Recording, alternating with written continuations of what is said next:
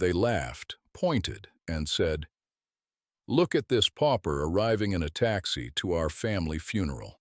Nobody was laughing when the lawyer opened the will.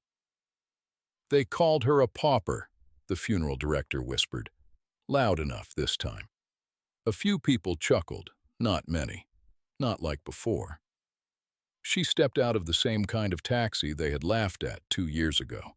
Same coat, same silence, but this time, she wasn't the woman they turned away at the gate. She was the reason the lawyer was already inside, waiting. And this time, she wasn't here to beg. She was here to decide who left with everything. Now, before we go any further, you need to understand something. What you just saw, that moment at the door, that didn't come free. That composure, that quiet, that coat she chose to wear on purpose, none of that was accidental. It was built, paid for in ways that would break most people. Her name was Camille, Camille Okafor. And 3 years before she walked through that funeral home door, she was a woman who believed that if you loved people hard enough, worked honest enough, and stayed faithful enough, that would be enough. She was wrong about all three. And if you want to understand why that room went silent when she walked in, you need to understand what they took from her first, every last thing.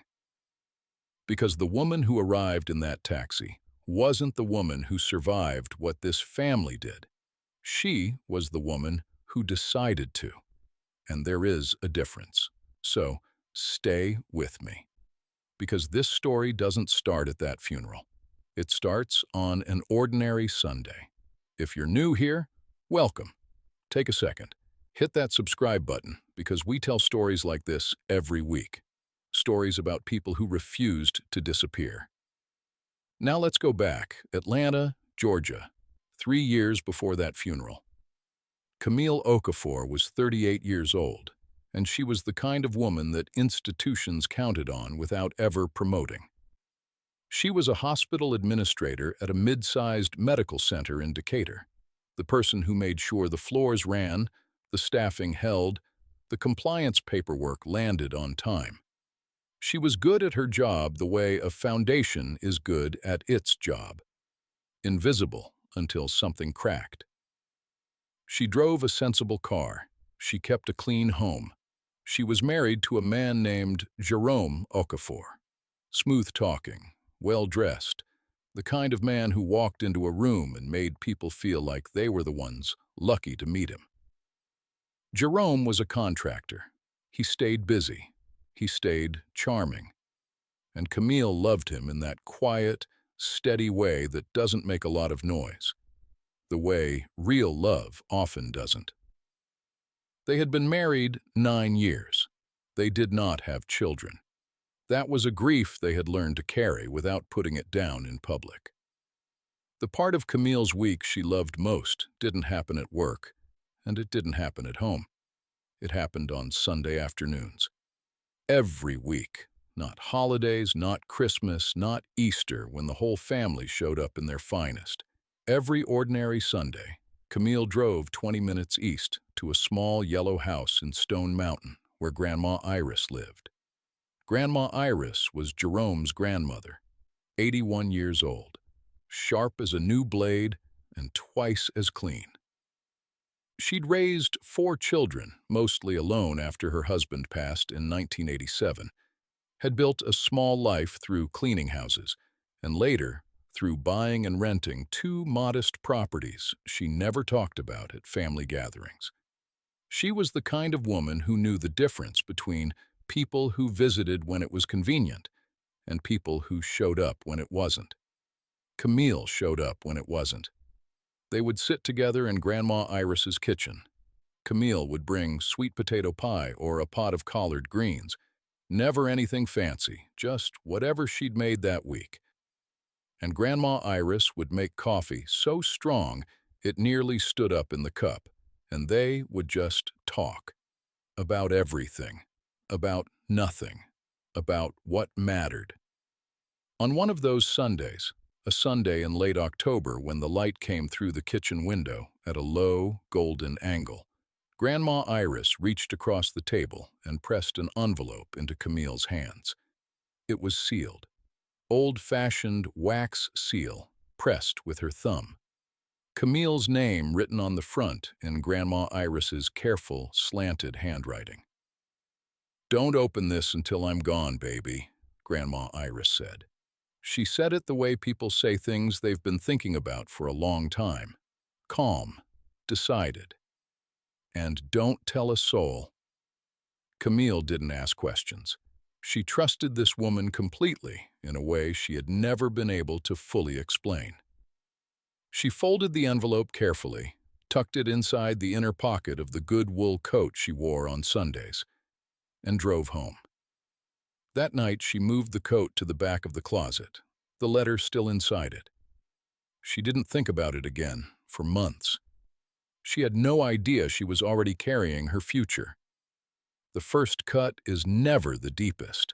The first cut is always the smallest, small enough to explain away, small enough to make you wonder if you imagined it, small enough that when you try to describe it to someone else, you hear yourself and think, maybe I'm being sensitive. Maybe I'm looking for something that isn't there. That's the design of it. That's the whole point. At a family cookout in June, Jerome's family out in Lithonia, folding tables and loud music and children running underfoot, Camille made a joke and nobody laughed. Cousin Renee made almost the same joke 4 minutes later, and the whole yard nearly fell over. Jerome laughed, too.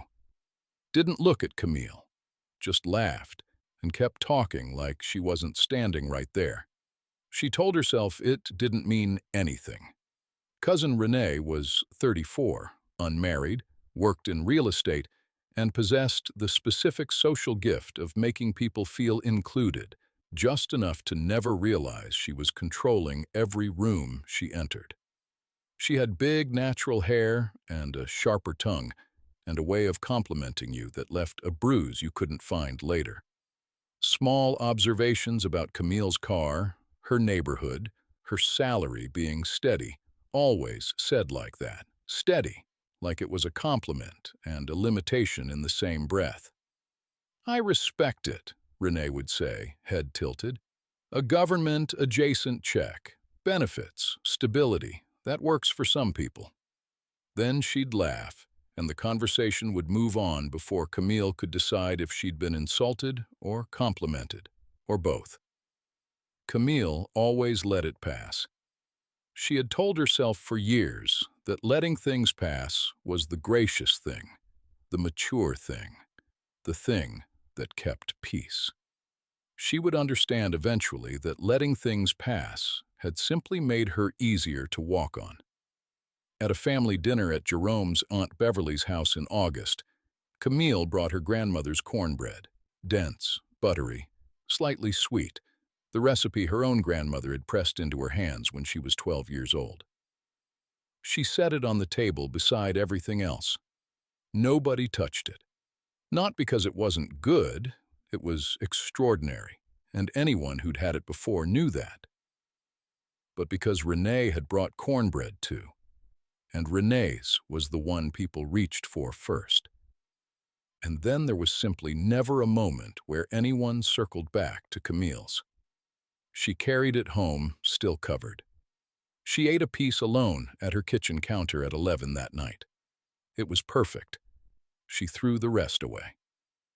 Jerome started coming home late. Not every night. Just enough nights that the pattern was real without being undeniable. He started smelling different. Not like another woman, not at first. Just different. Like he'd been somewhere he didn't want her to picture. He answered her questions with shorter answers, and when the answers ran out, he answered with silence. And when she asked about the silence, he said she was looking for problems. And when she said she wasn't looking, she was finding, he said she was being dramatic. She stopped asking. She hated that she stopped asking. She would hate it for a long time. At church, New Covenant Community Church on Flat Shoals, where they had been members for 6 years, where Camille served on the hospitality committee and baked for every repast and knew every usher by name. Pastor Hendricks made an announcement one Sunday that Camille was not prepared for. He was thanking major contributors to the building fund renovation. He listed names with ceremony and warmth. Jerome Okafor was among them. Pastor Hendricks looked right at Jerome in the pew and nodded with the particular reverence reserved for men who gave. Camille sat completely still in the third pew.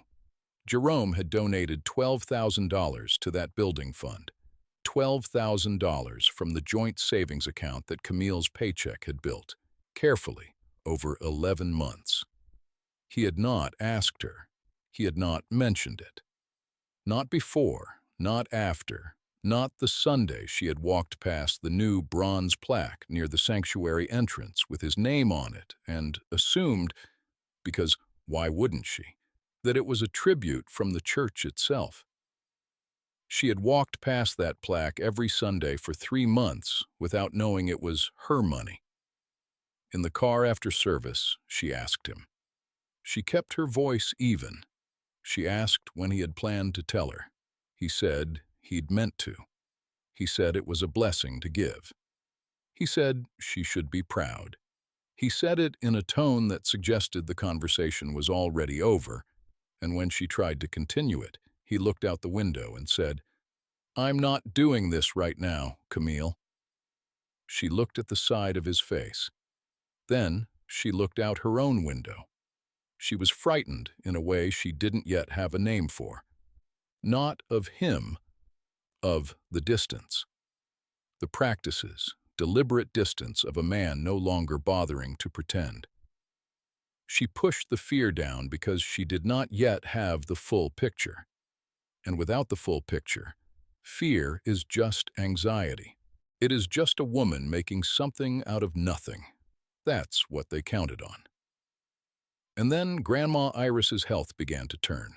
She had a small stroke in September, recovered most of her function but tired more easily, moved more slowly, needed more hands around the house.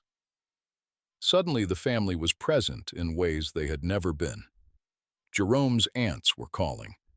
Renee was driving out to Stone Mountain twice a week, posting photographs of herself with Grandma Iris on social media, with long captions about legacy and love. Jerome's cousins who hadn't come to Sunday dinner in 2 or 3 years were showing up bearing fruit baskets and sympathy and wearing concern like a new outfit they weren't sure fit but wanted credit for trying on. Camille kept going on Sundays. She had always gone on Sundays. She just went more now. She sat longer. She brought the same things she always brought, and they talked the same way they always talked. Grandma Iris was tired, but she was still sharp, still watching, still aware of exactly who was in her house and why. "They come around when they smell something," Grandma Iris said to Camille one Sunday, out of nowhere, while they were sitting with their coffee. Her eyes were on the window. Her voice had no particular emotion in it. It was simply an observation, delivered the way old people deliver observations, not as complaint, but as record, as testimony. Camille didn't ask what she meant. She already knew. At a family meeting in October, held at Jerome's Aunt Beverly's house, called by Jerome himself with a printed agenda and everything, which should have told Camille something, to discuss Grandma Iris's care plan going forward, Camille arrived prepared. She had spent 3 weeks on this.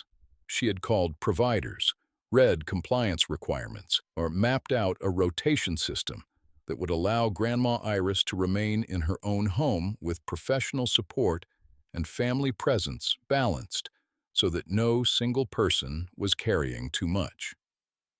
She had printed 40 pages and put them in a presentation folder. She had rehearsed how she would explain it clearly and without overwhelming anyone. She began to present it at the table. She had gotten 4 sentences out.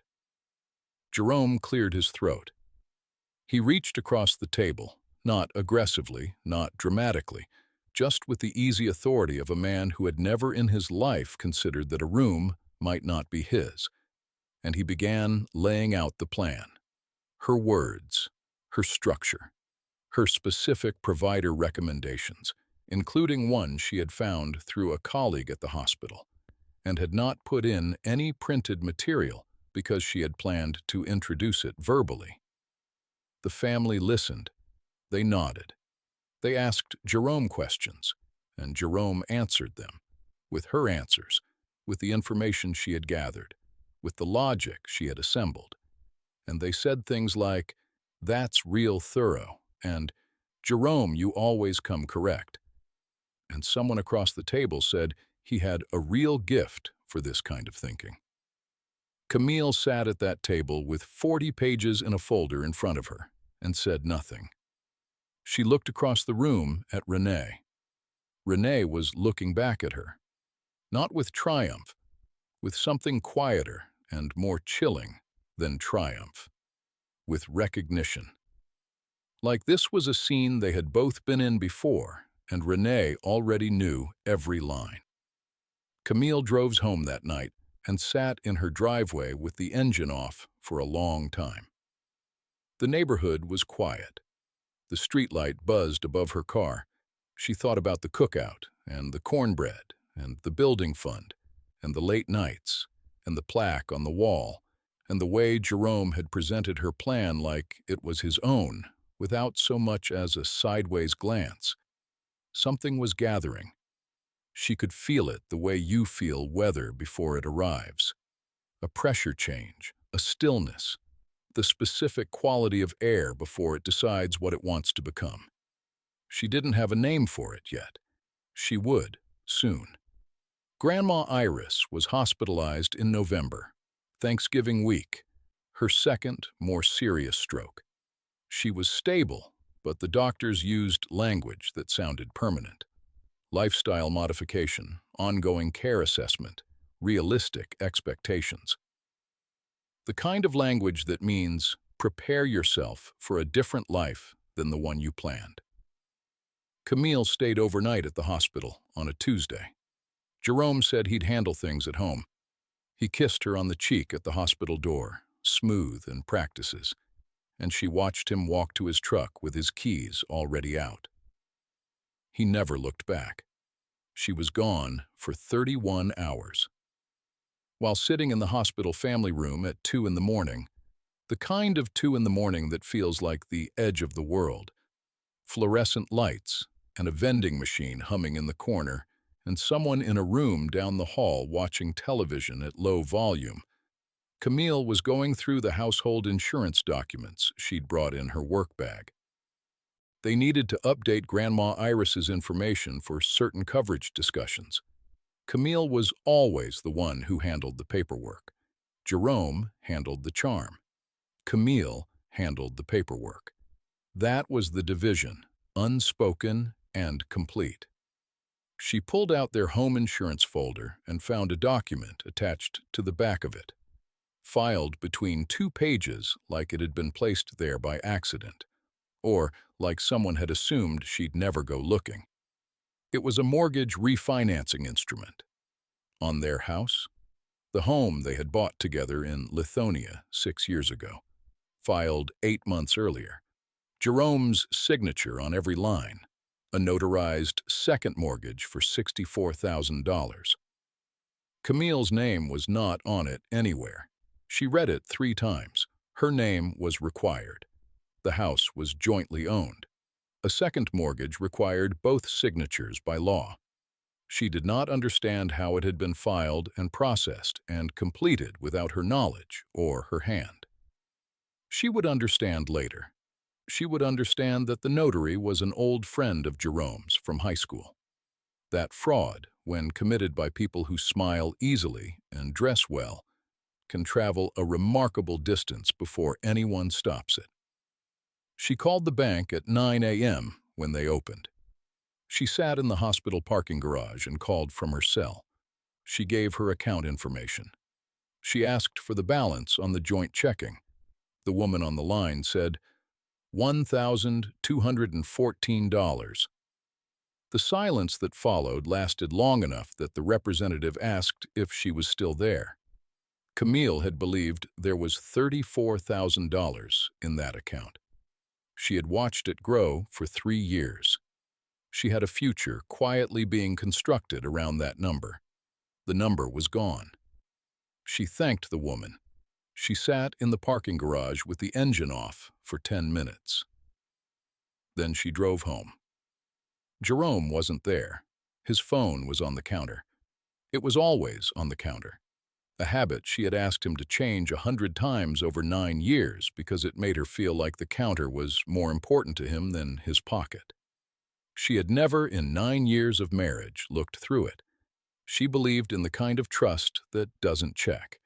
She was proud of that trust. She had confused it with strength. She picked up the phone. He had not locked it since the week they got married. He saw no reason to lock it. That is the specific arrogance of a man who believes the people around him will continue to behave the way they always have. There was a text thread with cousin Renee. It went back 11 months. It was not romantic. It was worse than romantic. They had been meeting with a private attorney named Whitfield out of Buckhead.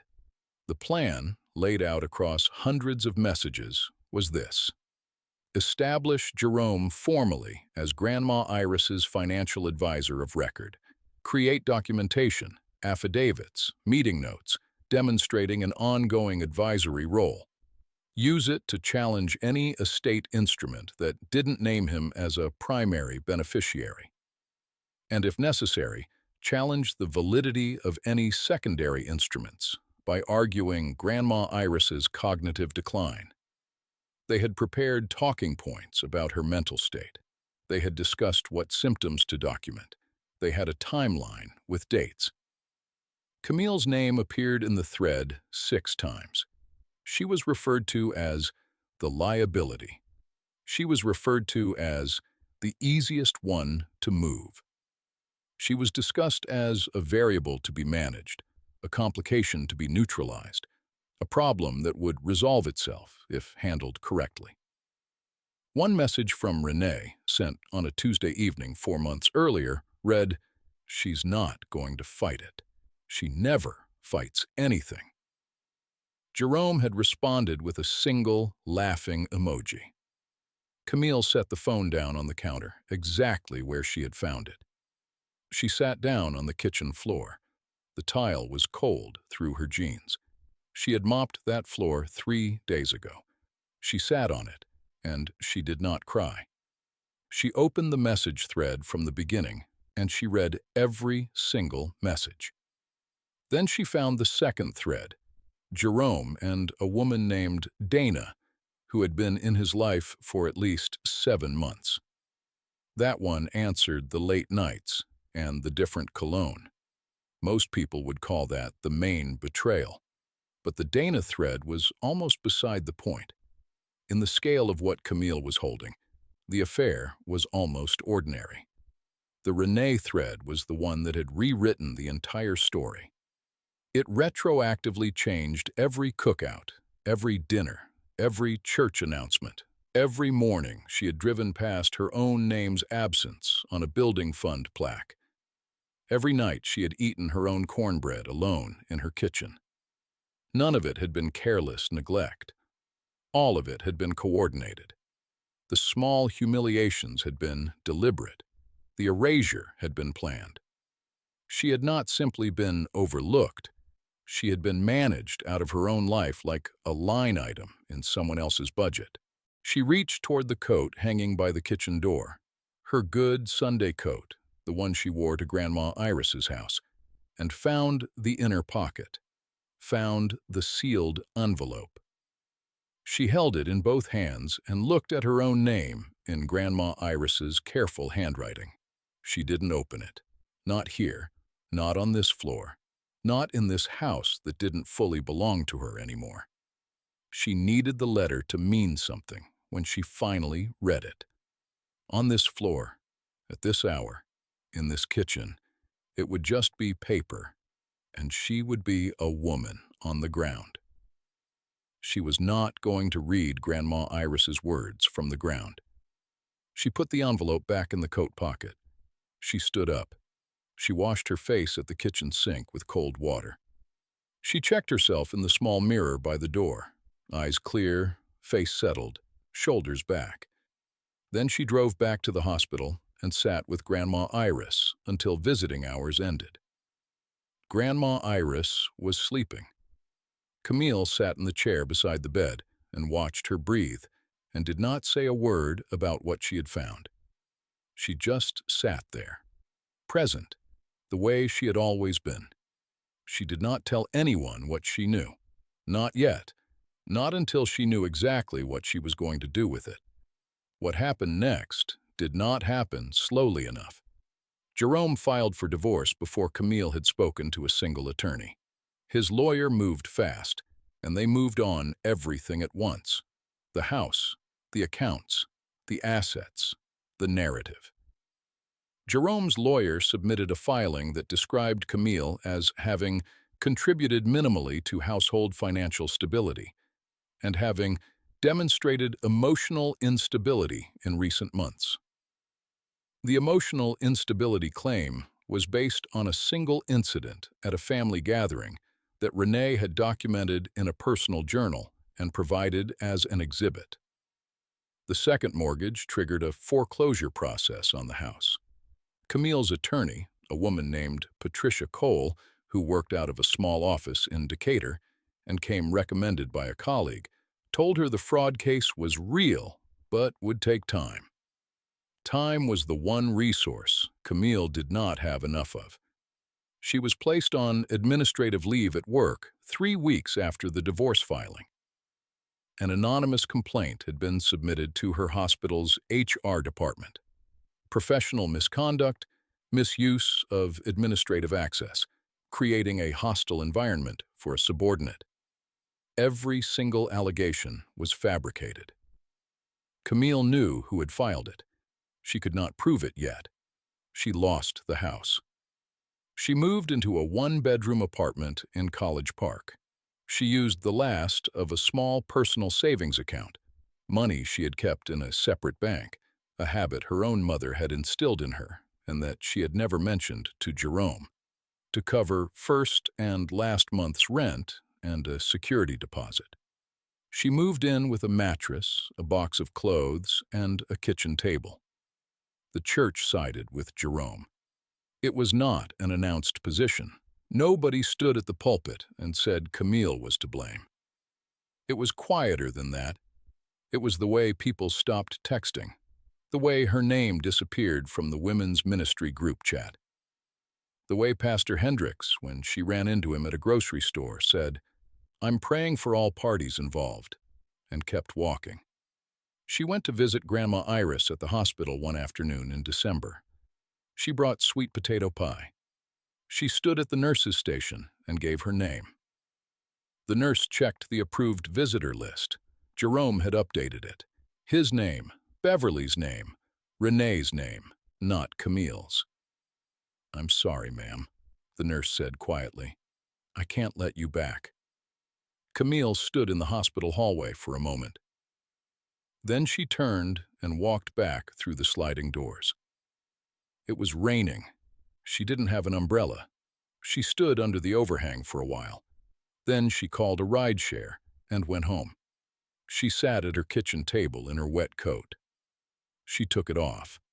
The letter fell out of the inner pocket and landed on the floor. She picked it up. She held it. She looked at Grandma Iris's handwriting on the front. The wax seal still unbroken. She put it inside a shoebox. She put the shoebox under the bed. She sat at the table for a long time in the quiet of her one-bedroom apartment, in a neighborhood she had never imagined living in a life she did not recognize. She did not open the letter, but she did not throw it away. That was the night she decided something, not anything dramatic, not a declaration, just a small, quiet decision made in an empty room with rain on the window. She decided she was not going to disappear. 6 months passed.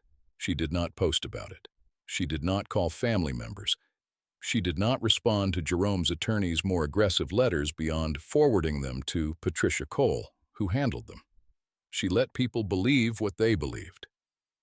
Jerome and Renee told anyone who asked that Camille had suffered a breakdown. The church prayed for her in her absence. She let them. She filed for reinstatement at work. The investigation took 4 months and cleared her completely. The anonymous complaint was traced to a personal email account that had never been used for anything else and was created 3 days before the filing. Camille did not return to the hospital. She took a severance package and used it to complete a healthcare compliance consulting certification she had been putting off for 8 years. She set up a home office in the corner of her one-bedroom apartment. She took her first client in February, a small outpatient clinic in East Point that was failing a Medicare audit. She fixed it in 6 weeks. They referred her to 2 other clinics. She took both. She walked every morning, same route, same time. Not for fitness, for stillness, for the practice of moving forward even on the days when moving felt like the hardest thing a person could do. She never ran. She just walked, consistently, quietly, as a discipline. Jerome and Renee did not know any of this was happening. They still believed the woman they had erased was gone. 18 months after the collapse, Camille Okafor's consulting practice had 6 contracts, 2 with hospital systems, 1 with a county health department in DeKalb, 3 with independent specialty clinics. She incorporated. She named it Okafor Compliance Group. She hired an assistant named Brianna, who was 26, fast, and absolutely unbothered. The mortgage fraud case concluded. Jerome was ordered to pay restitution by a civil court. The amount, combined with the divorce settlement that Patricia Cole had litigated with the patience of a woman who understood exactly what was in those text messages, was significant enough that Camille's financial life was no longer precarious. She did not celebrate.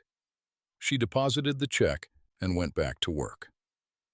Patricia called her on a Thursday afternoon in March with something different. "I was doing some background research on the estate," Patricia said, "and I came across something. Grandma Iris had a second legal instrument drafted about 2.5 years ago. Not the family will, something separate. The attorney who drafted it is named Gerald Moore. He's out of Midtown. Camille, your name is attached to this document." Camille sat very still on her couch. "How do you know?" she said. "Because Gerald Moore filed a notice of intent to present at the estate reading. He filed it as a matter of legal record. It's public." "Camille, I think she planned this. I think she did this on purpose and kept it quiet until she couldn't anymore." Camille thanked Patricia. She hung up. She sat in her apartment in the corner home office she'd built from a folding table and 2 file cabinets, in the life she had rebuilt from a kitchen table and a certification course. She reached under the bed, pulled out the shoebox, took out the letter. She broke the wax seal. Grandma Iris's handwriting, deliberate and slanted and sure of itself. "Baby, if you're reading this, then I'm already gone, and you already knew to wait. That tells me everything I needed to know about you that I already knew. You were the only one who came on the ordinary Sundays, not the holidays, not when there was something to gain. The Sundays when there was nothing, just coffee and whatever you brought and the 2 of us talking about everything and nothing. That's what love looks like. I know the difference. Everything I built is yours to protect. The lawyer has the rest. His name is Gerald Moore. When I'm gone, find him. I love you, Camille. Don't let them make you small. Iris." Camille sat with it for a long time. Then she realized. Gerald Moore, the attorney who Patricia had just named. the one who had filed the notice of intent, the one whose name she had seen somewhere recently and not placed. She had already found him. She just hadn't known who he was until this moment. She folded the letter carefully along its original creases. She walked to the closet. She took out the good wool coat. She put the letter back in the inner pocket.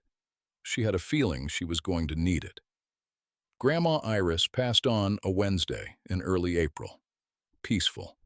In her own home, the home care rotation Camille had designed had eventually been implemented, though Jerome had presented it as his own. At least, it had kept her in her house. Renee organized the funeral. Of course she did. A grand service at a prestigious funeral home in Buckhead. White lilies, a mahogany casket, a program with a full-color photo of Grandma Iris on the cover.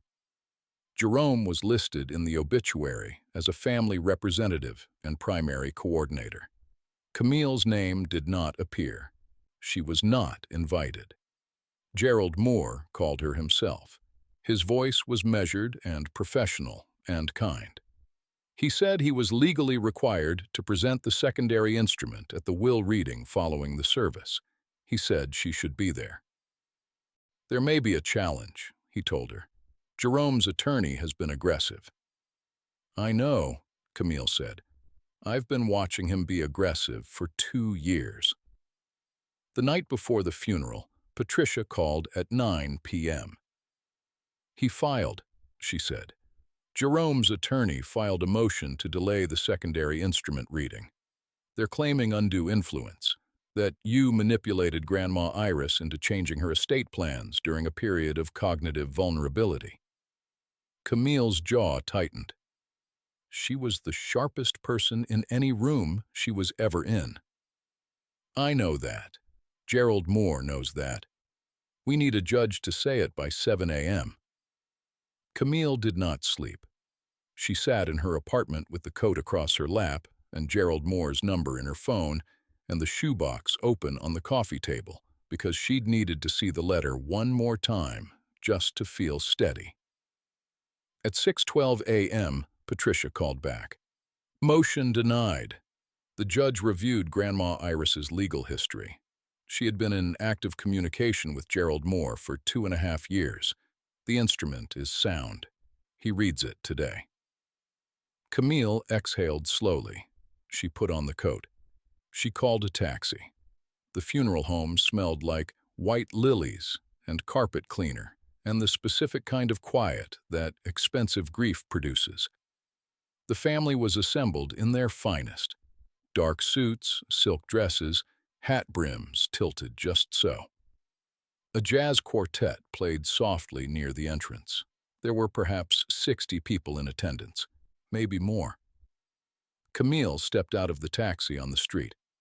She was wearing the same coat she had worn the last time she'd come to a family event.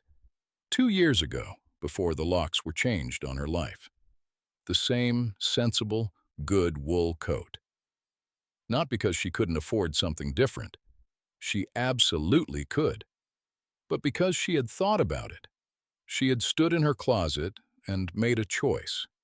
She wanted them to see the same coat. She wanted them to understand, when everything was over, that she had not needed to change her outside because she had changed everything that mattered. The funeral director stood near the entrance. He saw her and leaned toward the young woman beside him and said something. His voice carried in the way voices do when people assume they won't be heard. "They called her a pauper." A few people near the entrance heard it. 1 or 2 chuckled. Not many. Not with the same confidence as 2 years ago. Camille walked through the door. She did not scan the room. She did not check faces for expressions. She did not adjust her posture or her pace. She moved through the entrance the way a person moves when they are entirely at home inside themselves. Jerome saw her first. He was standing near the family receiving line. His jaw tightened so fast and so hard that the man beside him, his cousin, actually noticed and turned to see what Jerome was looking at. Renee was next. She broke away from a conversation mid-sentence and crossed the room with a careful smile arranged on her face. "Camille." She reached out and touched Camille's arm. "I didn't think you'd come." "I know," Camille said. Just those two words. Flat and certain and carrying the weight of everything she knew, and Renee didn't know she knew. Renee's smile held for a moment like a building before demolition. Then something flickered behind her eyes. Camille moved past her. She chose a seat in the second row, not the back, not the side. The second row, behind the immediate family, with the full view of the room and the casket and the easel holding Grandma Iris's portrait. A woman nearby shifted in her seat. Nobody asked Camille to move. Across the room, Gerald Moore caught her eye. He was a compact, careful-looking man in a charcoal suit with a briefcase across his lap. He gave her a single nod. She nodded back. The service began. Pastor Hendricks delivered the eulogy. Family members shared memories. Music was played. Camille cried, genuinely, quietly, without performing it for anyone. Because she had loved this woman. Because every Sunday in that yellow kitchen had been real. Because Grandma Iris had held her hand across a table on an October afternoon and pressed an envelope into her palms and trusted her with something she hadn't told anyone else. She cried, and some people in the room saw her crying and read it as grief from weakness, as the tears of a woman who had lost and knew it. She let them read it that way. They were about to need to reread everything.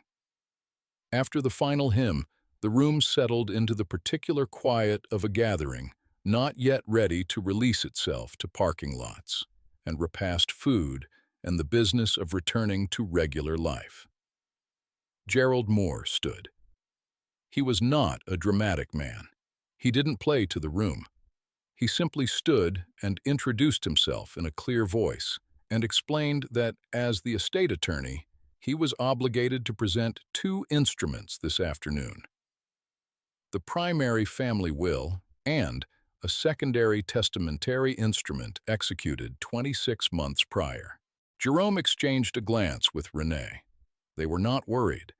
They had prepared for this moment. They had the Whitfield attorney in the fourth row. They had filed their motion.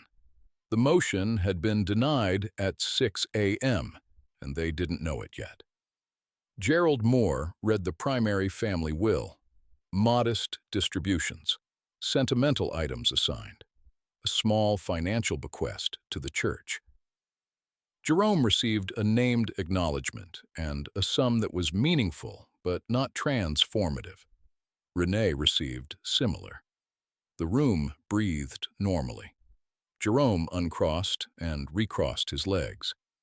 Comfortable. Gerald Moore set the primary will on the table beside him. He reached into his briefcase and produced a second folder. And then he produced something else. A small digital recorder, the kind that looks like nothing, the kind you could hold in a closed fist. He said, "Grandma Iris prepared a personal statement to accompany this instrument. She recorded it in the presence of two witnesses 18 months before her passing, during a period of full cognitive clarity.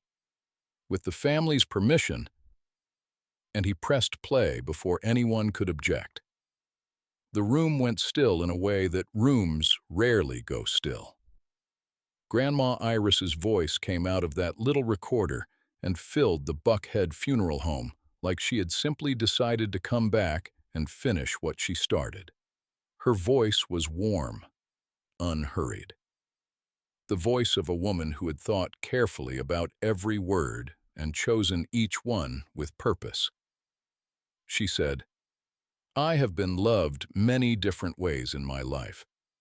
Some of that love showed up on Christmas and Easter and at my hospital bedside when it thought there might be something to gain. I know the difference. I have always known the difference. She paused on the recording. The room did not move, she said. There is one person in this family who showed up on the ordinary Sundays. Not for a holiday, not for an occasion, just because she wanted to sit with me and drink bad coffee and be with me when being with me meant nothing except being with me. That is what love is. Everything else is performance.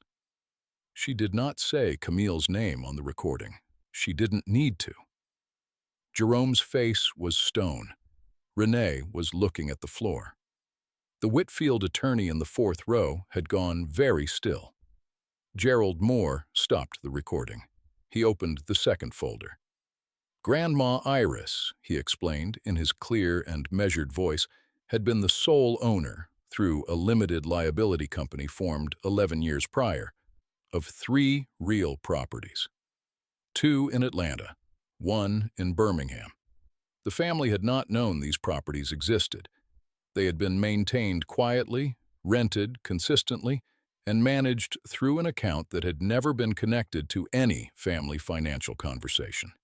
The LLC, its assets, its accounts, and full controlling interest transferred in their entirety to Camille Okafor. Combined assessed value, $1.1 million. The room did not explode. It went silent. Jerome's expression didn't collapse immediately. It took 3 full seconds. The smile, the confidence, the certainty of a man who had prepared for every contingency. It fell like a building after the charges go off, floor by floor, until there was nothing left standing. Renee started to speak. She said, "That cannot—" Gerald Moore held up one hand. He did not raise his voice. He said, "The instrument is legally binding and has survived one formal challenge already this morning." He looked at the Whitfield attorney in the fourth row as he said it. The Whitfield attorney looked at his shoes. The room turned, slowly and collectively, toward Camille. She did not look at Jerome. She looked at the portrait of Grandma Iris on the easel near the casket. The photograph was from maybe 15 years ago. Grandma Iris at some family event, laughing at something off camera, head thrown back, completely unconsciousness. Camille reached into the pocket of her coat. She took out the letter, the one with the wax seal she had broken 2 months ago in her apartment, sitting on her couch with Brianna's empty coffee mug on the table and her whole rebuilt life quiet around her. She placed it flat on her knee. She did not hold it up. She did not explain it. She did not show it to anyone in the room. It was simply there, visible only to the people close enough to see that she was holding something, something handwritten, something she had clearly carried for a long time.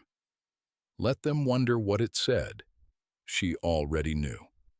She kept her eyes on Grandma Iris's photograph, the woman who had pressed that letter into her hands on an October Sunday in a small kitchen in Stone Mountain, who had made her promise not to tell a soul, who had known, had always known, exactly who showed up and why. That's the whole answer, Camille thought. That's all it ever was. She spoke to the audience directly, one final time. Not in that room. Later. After the repast, she did not attend. After the parking lot conversations, she did not witness. After Jerome and Renee and the Whitfield attorney and all the rest of them went home to figure out what came next. She spoke to us. She said she didn't want to talk about what she won. She wanted to talk about what Grandma Iris understood. She said that Grandma Iris had lived long enough and clearly enough to understand the difference between love and proximity, between people who were near you and people who were with you, between the ones who came for the holidays and the ones who came on the Tuesdays. The ordinary Tuesdays, when there was nothing to gain and no audience to perform for and no inheritance on the table, just 2 people and coffee and whatever time was left. She said the 2 years cost her. She did not pretend otherwise. The marriage, the job, the community, the security, the version of herself who still believed that being good was its own protection. She lost all of it.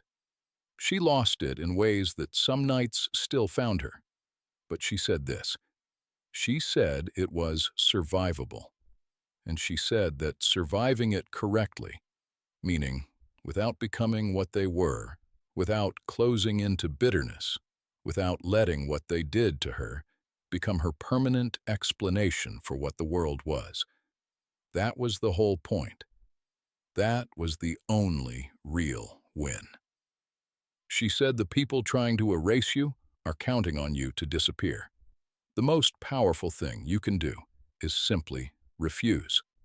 If this story stayed with you, if some part of it felt familiar, leave a comment and tell us what hit you hardest. And if you're new here, subscribe. We tell stories like this because they are real and because the people in them deserve to be witnessed. And one last thing.